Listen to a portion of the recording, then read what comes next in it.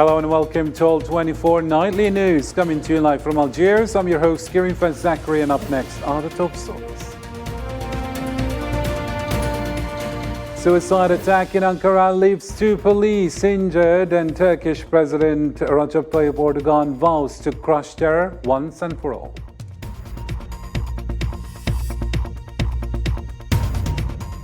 Also in our news, Niger Military Council accuses Paris of failing in combating terrorism as French troop departure looms.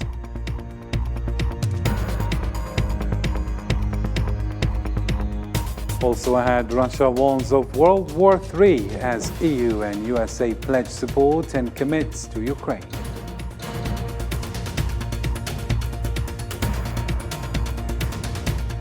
And U.S. Congress averts government shutdown and saves federal employee salaries.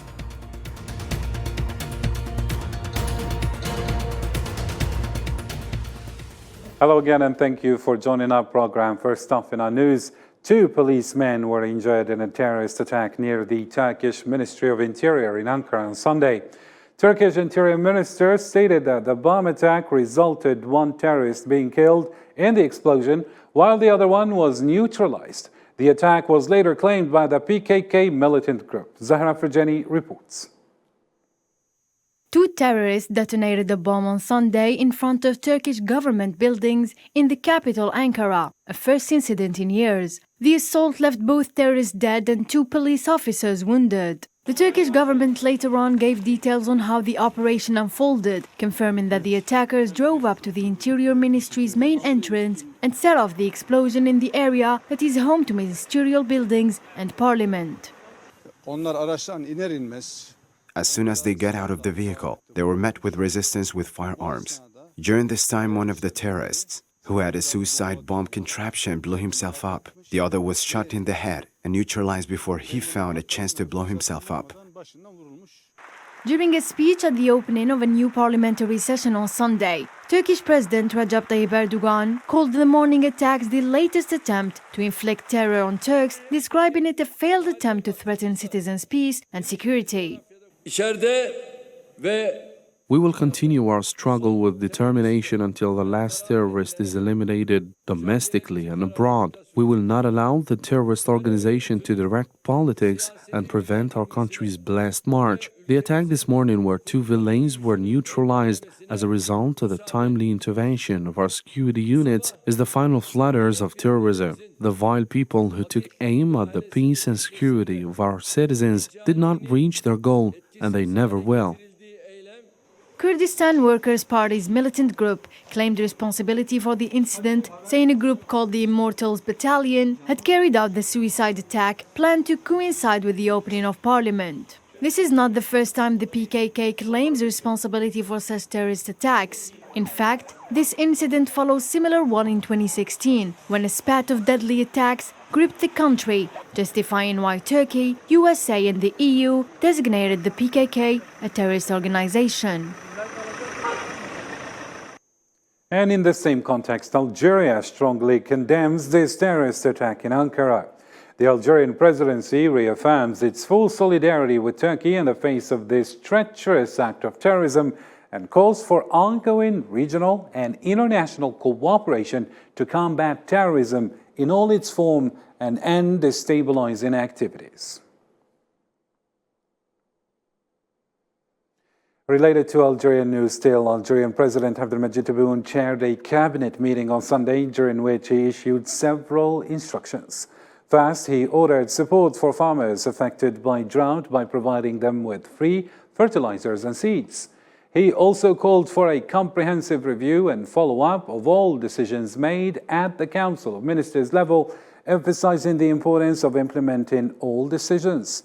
He went further by stressing the need to rigorously enforce the state's plan for regulating imports and ensuring the availability of various goods in the market to prevent misinterpretation of state decisions. To other news now, the Polisario Front is eagerly anticipating the European Court of Justice's decision on the ban of Moroccan exports from occupied Western Sahara. This follows the court's announcement of public hearings scheduled for October 23rd and 24th to address these unlawful agreements and stated in their press release, or as stated in their press release. نحن في جبهة البوليساريو We in the Polisario front look at this global session, but also at the track, with a lot of confidence and optimism. We have sufficient reasons for optimism, most notably the decisions of the European Court itself, and also the legal nature of the dispute, which is being confirmed day after day. With African news still, the Military Council in Niger has accused France of failing to effectively combat terrorism, despite it being the primary mission of French forces in the country. General Abdurrahman Chiani also mentioned preparations for the eventual departure of French military forces from Niger. Salman Asib has more details. According to Niger General Chiani, violence continued to unfold despite the French forces' presence in Niger, and the number of terrorists kept on increasing. General Abdurrahman Chiani further underscored that the French forces in Niger have failed in their fight against terrorism, and their presence in the country is coming to an end. In fact, the French army, contrary to what people think, has been in Niger since 2010. They say they came to help eliminate terrorism. Not only did they fail in combating terrorism, but our country has witnessed a significant increase in the number of terrorists. France is promoting the idea of helping Niger combat security threats, but this is not true. Otherwise, insecurity would not have spread so widely in our country. Our people are witness to the fact that France has been intervening in Niger for more than 10 years, and not a single French soldier was killed, while thousands of Nigerians, military and civilians, lost their lives in this struggle. Currently, the Nigerian authorities are preparing for the departure of the French troops, as revealed by General Chiani, indicating that any agreements concluded with Paris in the future will be subject to the will and approval of the people of Niger. Since the French were here to fight terrorism and then unilaterally stopped all forms of cooperation, their stay in Niger has ended. We have asked for their final departure and have begun preparations for their departure. The French ambassador himself ended up leaving the country after much insistence to stay. In the future, we will deal with partners who respect us and do not exploit us. And if they still have to conclude agreements with France, it will be necessary for the Nigerian people to give their consent. The failure of the French combat against terrorism has already been pointed out on numerous occasions by many countries in the Sahel. In fact, according to observers, this fiasco amplified anti-French feeling in the country and led to their withdrawal, despite the fact that insecurity in the region has increased in recent years. According to the Africa Security Brief, this region experienced the largest increase in violent extremist activity of any region in Africa. And in Africa still, 3 died in recent clashes in northwestern Liberia just days before elections. The UN and ECOWAS condemned the violence between supporters of Unity Party, led by Joseph Boakai, and Alliance for Democratic Change, led by George Weah, in Lofa. They urged party leaders to deter violence and called for swift, impartial investigations by Liberian police to bring culprits to justice.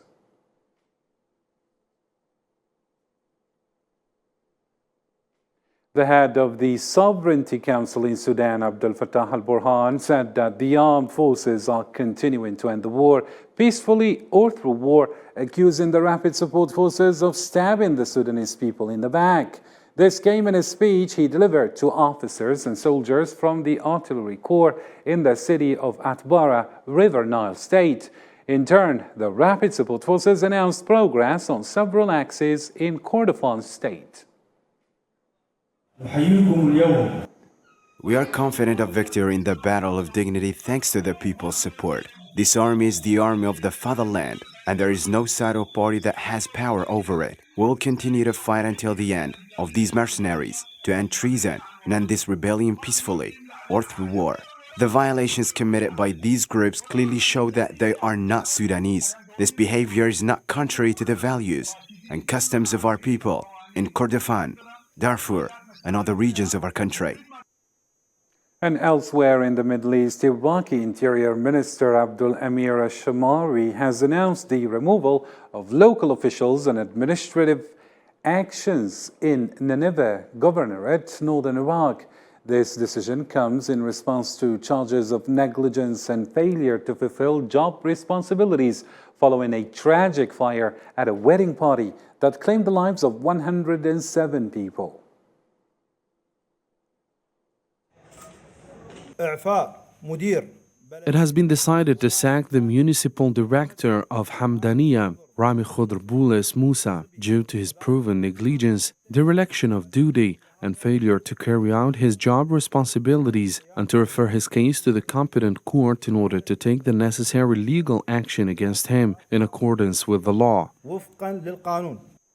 And in Iraq still, Iraqi security forces clashed with protesters on Sunday as they gathered to mark the 4th anniversary of the 2019 October protest. Demonstrators waved Iraqi flags, set fire to debris on the streets, and called for the continuation of the revolution until their demands are met.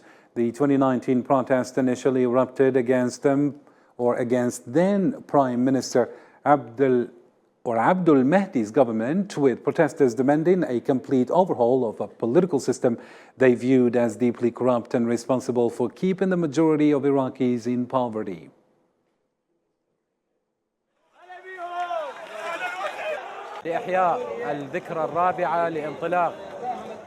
To mark the 4th anniversary of the protests and the beginning of the first protests in 2019, one to commemorate this anniversary and the proud and bright moment in Iraq's history. Second, we will preserve to achieve our demands for the change we desire and get rid of this corrupt group in power that has suffocated Iraq since 2003. And in other news, a United Nations mission, the first in 3 decades, arrived in the Nagorno-Karabakh region on Sunday, as announced by Baku. According to the French agency or press agency, a spokesman for the Azerbaijani presidency stated that the UN mission's arrival was primarily to assess humanitarian needs. This development follows the exodus of almost the entire Armenian population, with Armenia accusing Azerbaijan of conducting what it terms an ethnic cleansing campaign in Nagorno-Karabakh.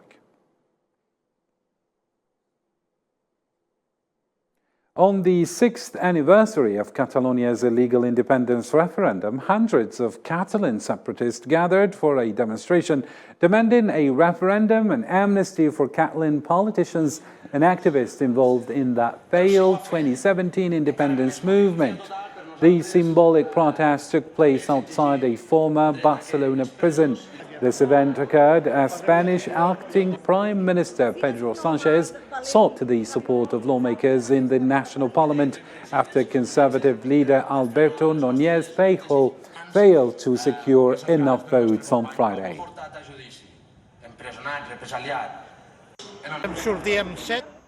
We have 7 votes in Spain's parliament, and now they are decisive. With the sum of votes and parties, we are decisive with the 7 lawmakers we have, and we will use it. I hope that there is nothing to talk about other than a referendum, an amnesty. Still with protests, but this time anti-government protests took to the streets of Manchester on Sunday as Britain's ruling Conservative Party kicked off their annual conference. Demonstrators were seen waving flags and chanting slogans, "Get Rishi out," while others held signs demanding the riot to stop.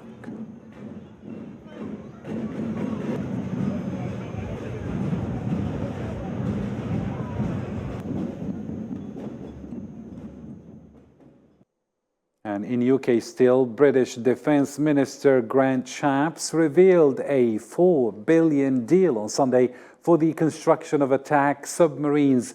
This agreement is part of the UK-US plan jointly announced by the US, Australia and Britain in March, which aims to supply Australia with nuclear-powered attack submarines in the early 2030s as a response to China's ambitions in the Indo-Pacific region. Our ultimate national insurance policy is, of course, our at-sea nuclear deterrent. So we're building the new Dreadnought-class submarines that will carry Britain's nuclear deterrent into the middle of this century. And today, I can announce that we've signed contracts worth £4 billion with leading British businesses to drive forward the development of the most powerful attack submarines ever operated by the Royal Navy. To the Russia-Ukraine file now, Dmitry Medvedev, deputy chairman of the Russian National Security Council, has criticized Britain and Germany's intention to send troops and move weapons factories closer to Ukrainian territory, characterizing these actions as escalatory and potentially leading to a third world war. Osama Ayad reports. Former Russian President Dmitry Medvedev, who serves now as Putin's number 2 on the Kremlin Security Council, accused Ukraine's Western allies of pushing the world to a nuclear war. He suggested that British soldiers training Ukrainian troops in Ukraine would be legitimate targets for Russian forces. The British Defense Minister decided to transfer trainers from his country for Ukrainian soldiers to the territory of Ukraine itself. This means turning these trainers into legal targets for our armed forces. They know very well that they will be mercilessly destroyed. They are not mercenaries, but British NATO specialists. British Defense Secretary Grant Shapps revealed that he had held talks with army leaders about shifting an official British-led training program into Ukraine. Shapps said the proposal being discussed would reduce the reliance on the UK and other NATO members' bases. Medvedev, for his part, highlighted that Western countries are actively pushing Russia towards World War III, warning of what he considered Europe's biggest land war since 1945. Medvedev then turned his focus to German factories producing Taurus missiles to supply Ukraine, a move likely to jeopardize Russian security and limit Moscow's supply to its army. The head of the German Defense Committee demands that Ukraine be supplied with Taurus missiles immediately so that the Kiev system can strike Russian territory to weaken the supply of our army. They say this is consistent with international law. In this case, attacks on the German factories where these missiles are made would be completely consistent with international law.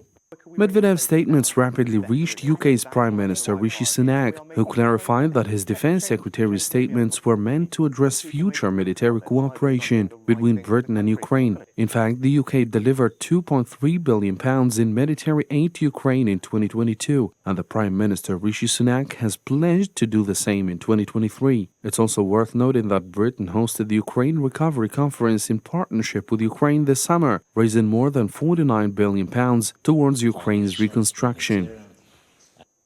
Still in the same file, European Union Foreign Policy Chief Josep Borrell, during his visit to Kiev on Sunday, emphasized Ukraine's need for additional military assistance and pledged ongoing EU support. He stated that the EU would not only maintain its military support, but also increase it before the end of the year. Furthermore, Borrell stressed that the European Union was preparing long-term security commitments for Ukraine.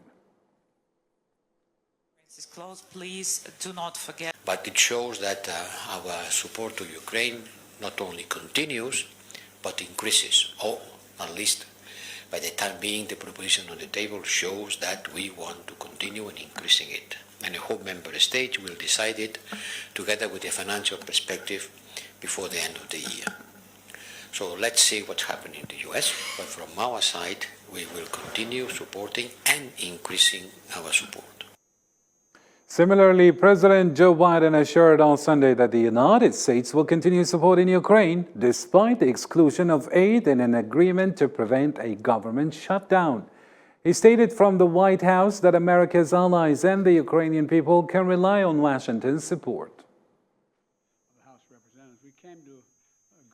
I want to assure our American allies and the American people and the people of Ukraine that you can count on our support. We will not walk away. The vast majority of both parties, I'll say it again, Democrats and Republicans, Senate and House, support helping Ukraine and the brutal aggression that's being thrust upon them by Russia. This statement comes after U.S. President Joe Biden narrowly averted a government shutdown by signing the federal funding bill. This bill lacked new aid for Ukraine, however, but passed with a majority of 88 votes for and 9 against in Congress. Islam Sid reports.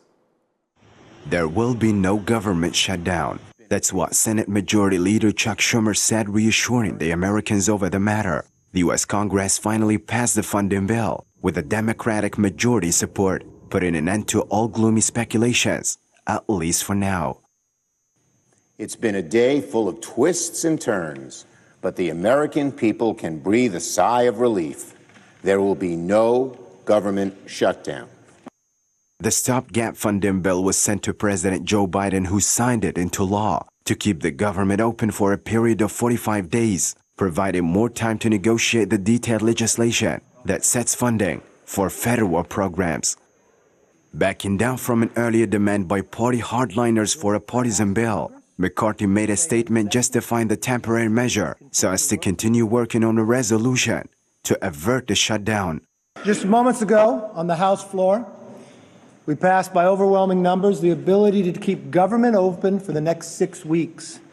We've got to understand why we are here. The Senate has produced not one appropriation bill through the floor. The House, more than 70% of discretionary spending has now passed. I do not believe our troops need to be punished for us not getting the work done. So I ask Congress, we'll stay in session the next 2 weeks, continue to work to get this done.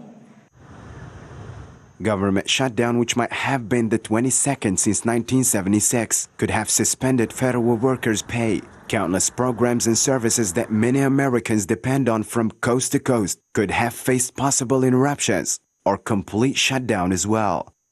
Hopefully, Congress can get their act together and that we can avoid any kind of future damages that might incur to our families and to Americans. It's worth noting the longest 5-week shutdown the U.S. witnessed took place during Trump's administration, after the two parties reached a deadlock of a Democrats' opposition of funding the U.S.-Mexico border wall, proposed by former President Donald Trump. Moving on, North Korea has accused the United States of permitting a terrorist attack against Cuba on American soil. In a statement, a North Korean Foreign Ministry spokesperson criticized the U.S. for neglecting the safety of the Cuban mission and alleged that the U.S. aimed to label countries it disliked, such as Cuba, as state sponsors of terrorism. The spokesperson contended that the recent attack on the Cuban embassy in Washington was a result of American intentions against Cuba and described it as a serious terrorist incident.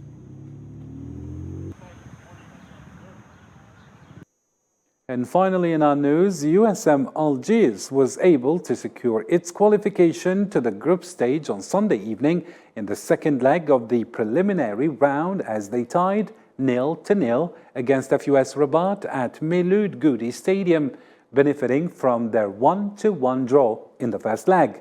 Counting the results of the home and away matches, the advantage returned to USM Algiers, and thus FUS Rabat left African competitions.